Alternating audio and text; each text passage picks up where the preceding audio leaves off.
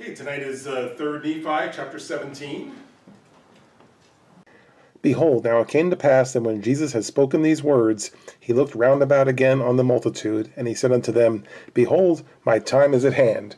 I perceive that ye are weak, that ye cannot understand all my words which I am commanded of the Father to speak unto you at this time. Therefore go ye unto your homes, and ponder upon the things which I have said, and ask of the Father in my name, that ye may understand, and prepare your minds for the morrow, and I come unto you again. But now I go unto the Father, and also to show myself unto the lost tribes of Israel, for they are not lost unto the Father, for he knoweth whither he hath taken them. All right, so the last couple of chapters, we've had Jesus speaking to the people. He's given them some instruction on various subjects. And so now you would assume that it's kind of maybe getting towards the end of the day. So as it says, it says, Behold, my time is at hand, and I'm thinking that you're kind of worn down from the day's events, everything you've witnessed, everything you've heard. So it's basically time to get some rest, and then I'll come back tomorrow. It's an interesting situation where Jesus kind of recognizing the time of day. We've had enough for today. Let's call it a day, and I'll come back tomorrow. And so he wants them to understand the things that he's saying. And sometimes in church we think along the same ways. That we think. For example, when we go to our camp out, right? There'll be like meetings at night and stuff, and so we have talked about that we don't want to overtax everybody, right? I mean, you can only absorb so much in a day, and after a while it becomes counterproductive to just keep going and going and going. So you say, well, all right, that's enough for today. Let's all get some rest, and we'll be refreshed tomorrow and able to absorb what's happening. So that's kind of what he's getting at here. He's saying, let's go to our homes, let's rest, let's prepare for tomorrow, and I'll come to you again. Now, he said, in the meantime, all right, he says, I'm going to be busy though, all right? I mean, he doesn't need to sleep because he's no longer in a physical body, so he said, I'm going to go up to see my father, I'm going to go around to some of the other tribes of Israel, and you can imagine Jesus could be pretty much anywhere in a flash, so, and probably different parts of the world, they can be a different time zone, so it might be daylight somewhere else where it wasn't here. So that's what I'll be doing while you're resting, and then I'm going to come back and see you tomorrow. So I guess it's an interesting recognition of even the time of day, and that you've had enough for today, so we're going to stop here, and we'll come back and continue tomorrow. And it came to pass that when Jesus had thus spoken, he cast his eyes round about again on the multitude, and beheld they were in tears, and did look steadfastly upon him, as if they would ask him to tarry a little longer with them. And he said unto them, Behold, my bowels are filled with compassion towards you. Have ye any that are sick among you? Bring them hither. Have ye any that are lame, or blind, or halt, or maimed, or leprous, or that are withered, or that are deaf, or that are afflicted in any manner? Bring them hither, and I will heal them. For I have compassion upon you, my bowels are filled with mercy. For I perceive that ye desire that I should show unto you what I have done unto your brethren at Jerusalem, for I see that your faith is sufficient that I should heal you. It says that as Jesus looked around, he says people were like in tears, that they didn't want to leave, right? Of course, this is a once in a lifetime opportunity here, so they really don't want the day to end, and so they were kind of sad to see him go. So he says he saw them in tears, and that they were looking at him like, no, don't leave yet. We're not ready for you to go, right? So upon seeing that, as you just heard, he says he was filled with compassion and mercy, and basically wanted to do something for them before he would leave. I can heal your sick, all right? So let's let's see who we have who are sick here. He says, do you have any who are blind, halt, maimed, leprous, lame, all the different things? He says, bring them to me. He says, now I can heal your sick. So it's almost like a favor I'll do for you, right? You've enjoyed this time. You're sorry to see me go. Well, bring your sick here, all right? Let me go ahead and heal them. And says this way I can do the kind of things that I did in Jerusalem that they were writing about there, and that because I think your faith is sufficient to handle that. And just as in the Bible stories, that when people had faith, he was able to do those kind of things. And so he said, I sense that your faith is sufficient, so I can go ahead and do these kind of healings. So that was going to be his closing act for the night, right? And I'm going to heal all the sick. So bring everybody here, and I'm going to heal the sick. And it came to pass that when he had thus spoken, all the multitude, with one accord, did go forth with their sick and their afflicted and their lame, and with their blind and with their dumb, and with all them that were afflicted in any manner, and he did heal them every one as they were brought forth unto him. And they did all, both they who had been healed and they who were whole, bow down at his feet, and did worship him, And as many as could come for the multitude did kiss his feet, insomuch that they did bathe his feet with their tears. This is just a scene to be pictured, all right? That you've heard Jesus now invite those who were sick to come forward, which you see it says they did so.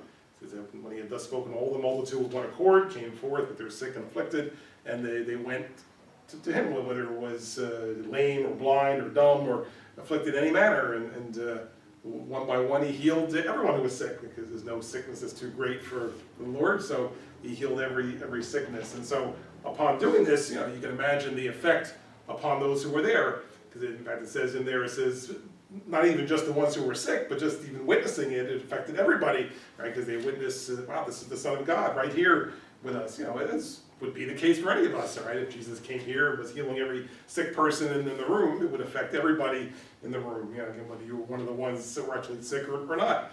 So as you can see, this was ending. They were all like pressing around him, trying to be there to be able to kiss his feet and so forth. And so, of course, there were so many that they couldn't all even get to him, but those who could, this was the way they were reacting, because they were so overcome with what they were seeing. So, like I said, it's a scene to be pictured as they're spending time with the Son of God and actually witnessing this happening. Because again, remember, these people never saw this before. In the Bible, they became old hat after a while. They had another day, another healing, right? But this was something new for these people. They had never seen this, so now they were really affected by what they were seeing. And it came to pass that he commanded that their little children should be brought. So they brought their little children and set them down upon the ground round about him. And Jesus stood in the midst, and the multitude gave way till they had all been brought unto him. And it came to pass that when they had all been brought, and Jesus stood in the midst, he commanded the multitude that they should kneel down upon the ground. This is a bonus activity, all right? That he healed the sick, all right? But now he's going to say, or he wants to gather together all the children who are there. That's why he says, bring all the little children to me now. All right? Bring them all right here. And so as you can see, so they brought all the little children, set them down on the ground right about him, and Jesus was in the middle, right? And so here was Jesus surrounded by all the children. So again, something to be pictured, all the children all surrounding Jesus. And as he's doing that, so now he tells everybody, okay, now we're going to kneel. And of course, you can kind of guess what's going to come next. He's going to say a prayer for the children, right? And we do this in the church on occasion also, right? That if we have a gathering and when we feel a good spirit and there's several children or young people there, we may well call for all of them to come up front, and then we'll encircle them and say a prayer for them, right? It's based on this that we saw. We read about Jesus doing that he took a special moment to pray for the young, and so that's a good thing to do, that we can pray for the young, so we try to do that also when we can. And it came to pass that when they had knelt upon the ground, Jesus groaned within himself and said, Father, I am troubled because of the wickedness of the people of the house of Israel. And when he had said these words, he himself also knelt upon the earth, and behold, he prayed unto the Father, and the things which he prayed cannot be written, and the multitude did bear record who heard him. And after this manner do they bear record. The eye hath never seen, neither hath the ear heard before so great and marvelous things as we saw and heard Jesus speak unto the Father.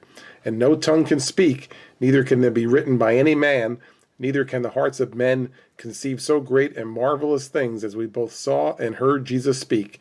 And no one can conceive of the joy which filled our souls at the time we heard him pray for us unto the Father. Right, so as we said that the multitude is going to kneel down, and the children are surrounding Jesus. It says that Jesus also knelt upon the ground. And now it says that Jesus groaned within himself and said, Father, I'm troubled because of the wickedness of the people of the house of Israel. Now, of course, these people who he's praying for are the part of the seed of Joseph, right? Which they're part of the house of Israel. And all the people he's visiting are the house of Israel, right? So just before this scene has occurred, not very long before, there was a great destruction because of the wickedness of the people there. A lot of people were killed, and these are the people who were left. And so basically the house of Israel at this time was a wicked type people. So in praying for the children, I believe that Jesus is praying for the next generation, right? Saying, well, the current generation hasn't done so good, right? So we need the children to be servants of God and to understand who God is and who I am. And so I believe that that's what he's starting out with. He said he's troubled because the house of Israel has not serving God. Well, now these children are the hope of the future, so we're going to pray for them that they would grow up to be servants of God. All right, and now the exact words that are used, as you can see, are not said here.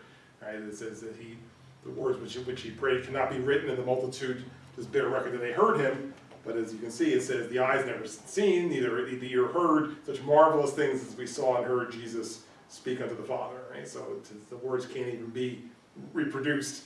Right, so again, I don't know what that means because it's not reproduced. Right, but it's words that were spoken that I guess affected everybody, but it was even things that they could have written down and said, well, he said this, this, and this.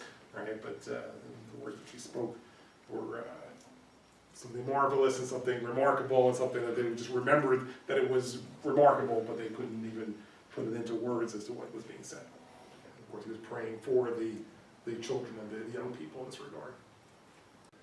And it came to pass that when Jesus had made an end of praying unto the Father, he arose, but so great was the joy of the multitude that they were overcome. And it came to pass that Jesus spake unto them, and bade them arise. And they arose from the earth, and he said unto them, Blessed are ye because of your faith, and now behold, my joy is full. And when he had said these words, he wept, and the multitude bare record of it, and he took their little children, one by one, and blessed them, and prayed unto the Father for them. Right, so as we've been describing a scene with great joy and emotion, so it kind of confirms that here in 18. It says, when he rose, but so great was the joy of the multitude that they were overcome. Right, and so as Jesus spoke to them then, he's okay, of course they're all bowed down to the earth, okay, let's get up now. All right, and he says, blessed are you because of your faith. And he's now recognizing that they do have this faith, that they are feeling the Spirit of God. So that's why he says, my joy is full. That he's prayed for the children, and the adults are affected by the Spirit as well. And so he says, my joy is full at this point. All right, and so upon doing that, now in 21, it says that he wept and took the little children one by one and blessed them, would be the equivalent of that, all right, of what we do in the church today to bless children, because now he's doing it one by one. See, the previous one was one prayer for everybody, was one prayer for all the children and young people, all right, but now actually they get one individual prayer at each, right, so one by one and bless them and pray unto the Father for them, which again is really quite a remarkable thing and a memorable thing. Again, imagining that Jesus blessing you, right? And so that's really quite memorable that would occur. And then as they grew older, I'm sure they remembered that, or if they were too young, their parents would remind them, that Jesus was here and he picked you up and blessed you, right? So it's really a remarkable thing that they experienced. And when he had done this, he wept again, and he spake unto the multitude and said unto them, Behold your little ones. And as they looked to behold, they cast their eyes towards heaven, and they saw the heavens open, and they saw angels descending out of heaven, as it were in the midst of fire. And they came down and encircled those little ones about, and they were encircled about with fire, and the angels did minister unto them. And the multitude did see and hear and bear record, and they know that their record is true, for they all of them did see and hear, every man for himself. And they were in number about 2,500 souls, and they did consist of men, women, and children. Right, so upon blessing all the children, says, as you can see, it says Jesus wept again, and then addressed everyone and said, now look at these children, now that I blessed them. And you see the scene there, right? In 24 it says they cast their eyes towards heaven, and they saw the heavens open, they saw angels descending out of heaven, as it were in the midst of fire, and they encircled all these children, right? So that after Jesus prayed for them, now the angels are surrounding them. And and we picture it that way when we bless the children, right? That they're going to have some protection from God at that point, that the angels would be in fact encircling them. Again, doesn't mean everyone gets away from any kind of harm coming to them. I mean, we all live in the same world, but yet we do pray that for God's protection, and so we can picture the angels reaching out to provide that kind of protection. And so here you see that the angels encircled them with fire and the angels and so forth, and everybody got to witness this. So whereas today when we have a vision or visions in the church, there are certain ones who have like a gift of visions, that they look and they see certain things, and other people can look at the same thing and then they don't see anything, right? Or they just see what's fit there in the physical plane. But here, this was something that everybody witnessed. So everybody saw this happen. Everybody saw the angels encircling these children. So it wasn't a vision, it was, they saw it, right? They saw the angels come down and do this. That's why it says in 25, it says the multitude did see and hear and bear record, and they know it's true because everyone did see and hear this. So there was no disagreement or no, oh, did you see that? Oh, I didn't see that. Everybody saw it. So 2,500 people had a shared experience that they all witnessed the angels coming and circling the children after Jesus had blessed them.